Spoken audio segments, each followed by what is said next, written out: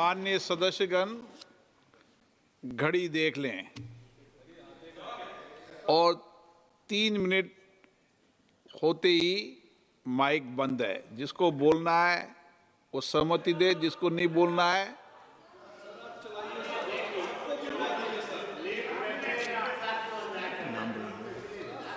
नहीं।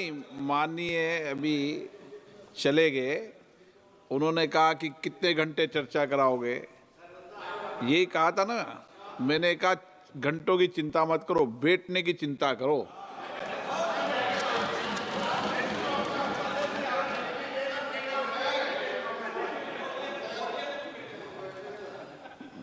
आप तो यहाँ बैठोगे ना आगे। श्री बापी हलदर।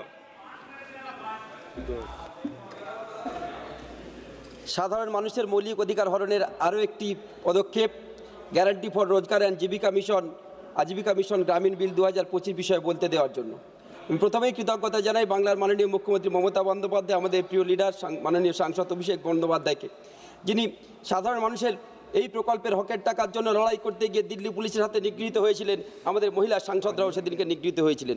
সেই দিনের বাংলা বিরোধীদের কার্যকলাপ সারা ভারতবর্ষের মানুষ, সারা বাংলার মানুষ দেখেছিলেন। মহোদয়, বাংলা বিরোধিতা করতে গিয়ে এই সরকার গত 2022 সালের মার্চ মাসের পর থেকে বাংলার জন্য এই প্রকল্পে 1 টাকাও এই খাতে বরাদ্দ করেনি। অথচ বারে বারে মিথ্যা কথা বলা হয়েছে যে বাংলার জন্য বরাদ্দ টাকা দেওয়া হয়েছে। আমাদের প্রিয় সাংসদ নেতা অভিষেক বন্দ্যোপাধ্যায় বারে বারে কেন্দ্রীয় সরকারের কাছে দরবার করেছেন 2022 মার্চ মাসের পর যদি 1 টাকা পশ্চিমবাংলার ক্ষেত্রে দেওয়া হয় তাহলে শ্বেতপত্র প্রকাশ করে বাংলা তথা সারা ভারতবর্ষের মানুষকে জানানো হোক যে তারা বাংলার পাওনা মিটিয়েছে। কিন্তু আজও পর্যন্ত শ্বেতপত্র প্রকাশ করা হয়নি। আজও পর্যন্ত বাংলার মানুষ তথা ভারতবর্ষের মানুষ আজও পর্যন্ত জানে না যে বাংলার ক্ষেত্রে ন্যায্য পাওনা আজও পর্যন্ত দেওয়া হয়নি। মহোদয়, বাংলার প্রায় 1,37,00,000 পরিবার, 2,56,00,000 জব কার্ড হোল্ডার বাংলার মাননীয় মুখ্যমন্ত্রী মমতা বন্দ্যোপাধ্যায়ের নেতৃত্বে এই প্রকল্প বারে বারে ভারতবর্ষ থেকে শ্রেষ্ঠত্বের শিরোপা ছিনিয়ে নিয়েছে, বারে বারে প্রথম স্থান অধিকার করেছে।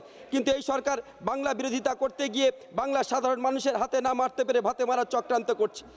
বাংলার সাধারণ খেটে খাওয়া মানুষের হকের পাওনা প্রায় 52,000 কোটি টাকা আজও পর্যন্ত এই সরকার বকেয়া রেখে দিয়েছে। মহোদয়, এই সংসদে, পবিত্র সংসদে আইন করে বলা হয়েছিল যে জব কার্ড হোল্ডার 14 দিন কাজ করবে, 15 দিনের মাথায় সরাসরি তাদের অ্যাকাউন্টে টাকা পৌঁছাবে। যারা নিজেদের আইনে ধ্বজাধারী বলে মনে করেন, আজকে তারা আইনকে বুড়ো আঙুল দেখিয়ে ভারতবর্ষের সমস্ত বিচার ব্যবস্থা, হাইকোর্ট, সুপ্রিম কোর্টকে তারা অবজ্ঞা করে আজও পর্যন্ত বাংলার যে ন্যায্য 52,000 কোটি টাকা দেয়া হয়নি, আজও পর্যন্ত বাংলার সাধারণ মানুষের হকের টাকা দেওয়া হয়নি। মহোদয়, এই সরকার বিভিন্ন বিষয়ে নাম পরিবর্তন করতে করতে অবশেষে বাঙালির আবেগকে তারা আঘাত করছে। কখনো ঋষি বঙ্কিমচন্দ্র চট্টোপাধ্যায়কে বঙ্কিম দা বলে সম্বোধন করছে, কখনো ঈশ্বরচন্দ্র বিদ্যাসাগর, কখনো রাজা রামমোহন রায়, কাউকে এরা বাদ দিচ্ছে না। অবশেষে বাংলার গরিষ্মা, বাংলার বিশ্ববরেণ্য বীর সন্তান বিশ্বকবি রবীন্দ্রনাথ ঠাকুরের দেওয়া মহাত্মা উপাধিকে অস্বীকার করে রবীন্দ্রনাথ ঠাকুরকে অপমান করার চক্রান্ত এই বিলে নেওয়া হয়েছে। এই বিল থেকে মহাত্মা গান্ধীর নামটি বাদ দিয়ে আদতে রবীন্দ্রনাথ ঠাকুরকে অপমান করার কথা বলা হয়েছে। মহোদয়, এই প্রকল্পে শুধুমাত্র নাম পরিবর্তন নয়, কেন্দ্র এবং রাজ্য সরকারের 90-10 যে শেয়ার ছিল সেই শেয়ার বাড়িয়ে 60-40 করা হয়েছে। রাজ্য সরকারগুলির গায়ে দায় চাপানোর প্রবণতা হয়েছে, যাতে করে আগামী দিনে এই প্রকল্পে দ্রুত বন্ধ করা যায় সেই দিকে সরকার ধীরে ধীরে এগোচ্ছে। মহোদয়, এই বিলের তীব্র বিরোধিতা জানাই। মহোদয়, এই বিলে 100 দিন থেকে 125 দিন কাজ করার কথা বলা হয়েছে, কিন্তু প্রকৃত অর্থে এই সরকার 100 দিন কাজ দিতে ব্যর্থ। আজও পর্যন্ত বাংলার মানুষের ন্যায্য অধিকার, ন্যায্য পাওনা 100 দিনের টাকা আজও পর্যন্ত দেওয়া হয়নি। এই বিলকে তীব্র বিরোধিতা জানাই এবং জেপিসিতে পাঠানোর জন্য অনুরোধ জানাই। ধন্যবাদ মহোদয়। श्रीमती संजना जाटव।